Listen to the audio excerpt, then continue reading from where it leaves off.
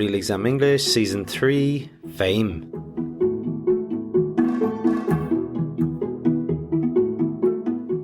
Hello and welcome to Real Exam English. Today's episode is about fame. It's quite common in English exams to see questions about celebrities and the consequences of being famous.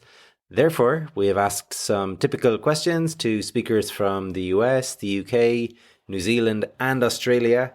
You're going to hear some great phrasal verbs, some really useful vocabulary about fame, and we're also going to focus on some super ways to use the word good. As usual, you can find the transcripts for this episode on the Real Exam English website, realexamenglish.com. Okay, let's rock and roll. What would you like to be famous for? I think that fame is a very strange thing. People can be famous for just about anything, whether it's science or just basically being there, like a lot of influencers are, I suppose. For me, I would love to be famous for being a person who affects change, being a person who really has made an effort to do good in the world.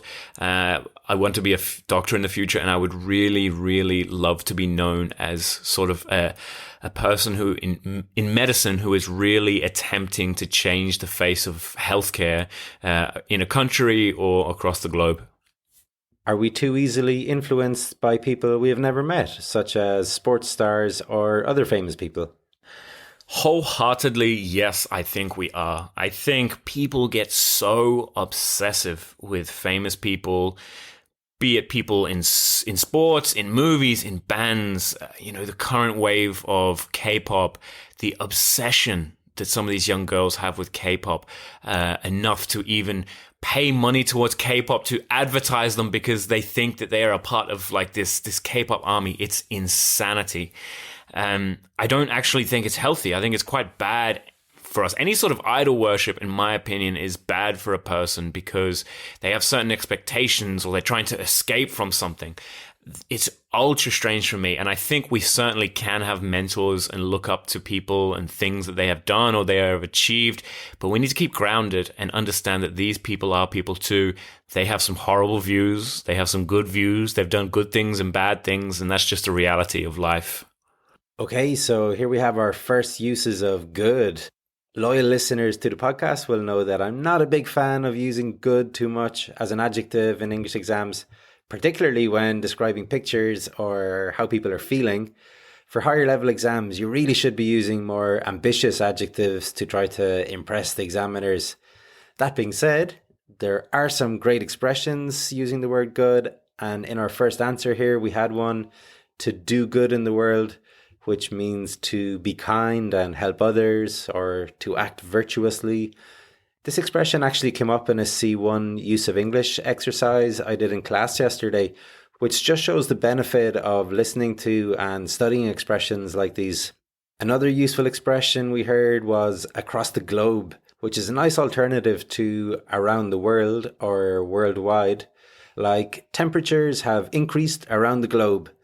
Then there was to keep grounded, which means to remain sensible and reasonable. For instance, even though he became the biggest rock star in the world, his friends and family kept him grounded. Next, we have a lovely inverted phrase, be it. The speaker said, I think people get so obsessive with famous people, be it people in sports, in movies, in bands.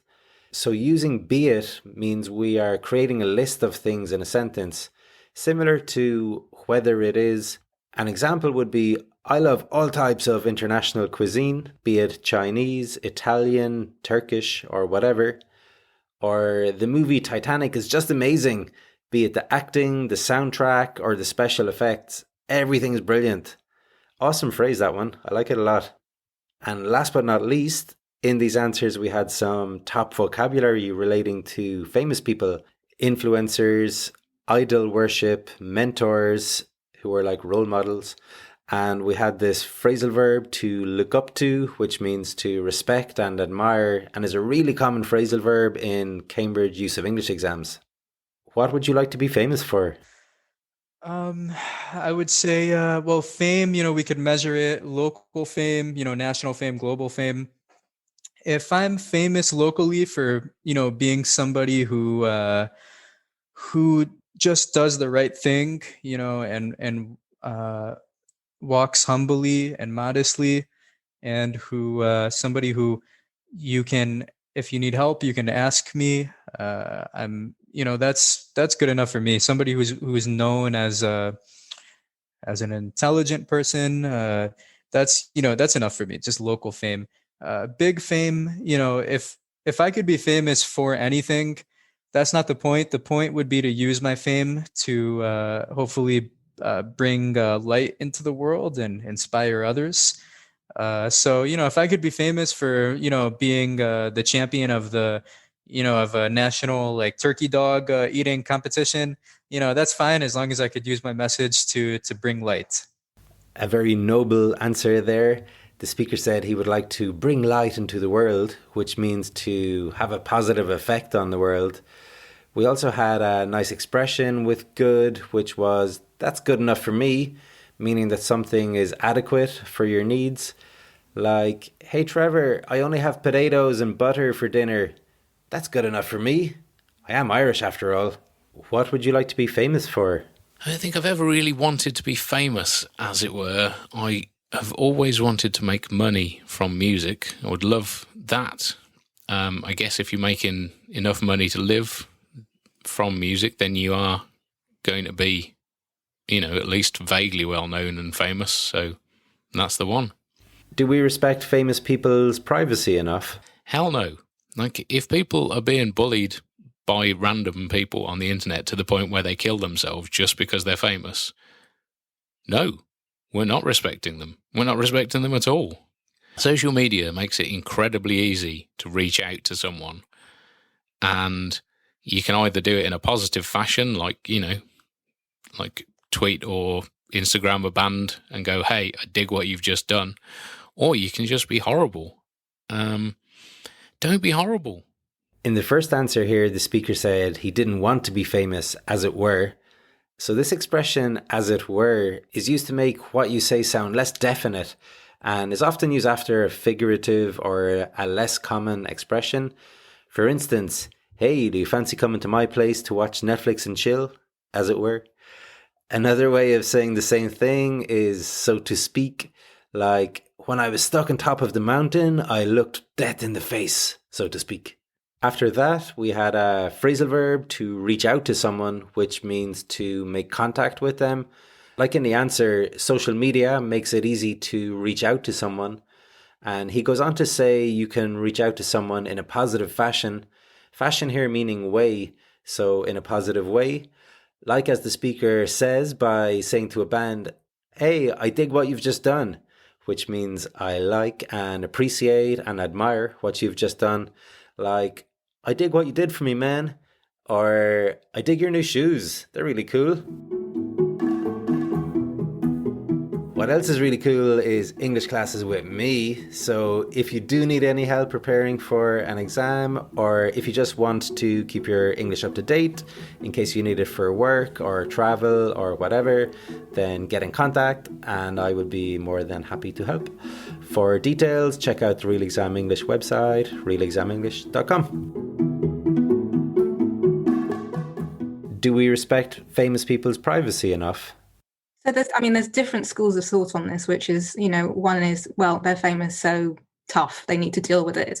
I don't think that the paparazzi particularly respect people's privacy. I don't think newspapers who are looking to sell photos in order to generate revenue for their newspaper or online, posts or blog spots or whatever, always respect celebrities' privacy. I mean, the reality of it is that there are some celebrities who are quite happy to put everything out there because, as far as they're concerned, all publicity is good publicity. But I think there are some celebrities who've managed to maintain that privacy, and I think let's not put stuff up just to knock someone down. Which famous person would you like to meet and why? I'm not sure I actually want to meet anybody famous. And the reason I say this is because I remember this age-old adage about, once you meet your sort of superhero you find that they're not necessarily the person you were, and you end up being quite disappointed or disgruntled. So I'm not really interested in meeting a celebrity. If I happen to meet them, then great. I mean, I also went to school with people whose parents were famous, so it's not a big deal for me. There are lots of inspiring people, but if I happen to meet someone, that's great. If not, then it's fine too. But if I have to pick someone, probably somebody like Nelson Mandela. Good choice. The first answer here starts off with the excellent expression, there's different schools of thought on this, meaning that different groups of people have different ideas or opinions about it. This would be a fantastic expression to use at the start of an essay, for example, when you are introducing a topic. We then had yet another expression with good, and that is all publicity is good publicity, which I think is self-explanatory, really. There are some variations of this too, like any publicity is good publicity, or there is no such thing as bad publicity. Imagine using one of these in a writing exam about fame. You would definitely impress the examiner. In the second answer, she mentioned the age-old adage, don't meet your heroes. An adage is a wise saying, so an age-old adage is a really old and wise saying. Nice expression that, particularly as age-old is a compound adjective, age-old. And remember, examiners like compound words, so it's a nice way to get some more marks in your exam. Lastly, we will focus on a couple of phrasal verbs. Let's not put stuff up on the internet just to knock people down. So to put something up on the internet is to post or upload something, and to knock someone down is to make them look bad. Are we too easily influenced by people we have never met, such as sports stars or other famous people? A lot of people are. I'm not. They're just the same as anyone else. They've just had a different opportunity in life than I have. But yes, a lot of people are, and they do, live their life, following movie stars or singers and things like that. But I think it's better just to be an individual and just live your life. Be a leader, not a follower. Which famous person would you like to meet and why? Oh, gosh, I've never really thought about it. Famous people don't really appeal to me. What's his name? The guy Clooney. What's his name? George Clooney. That's it. Handsome man. Yeah, that would be it, probably. I love this answer. She's clearly not big into famous people. The guy Clooney. Priceless. Okay, folks, that's about it for today. I hope you thought the episode was beneficial and you found some useful language to help you improve, be it phrasal verbs, idioms, or all of those good expressions.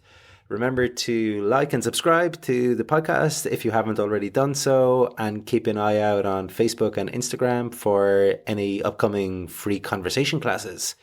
Right, see you next time. Trevor.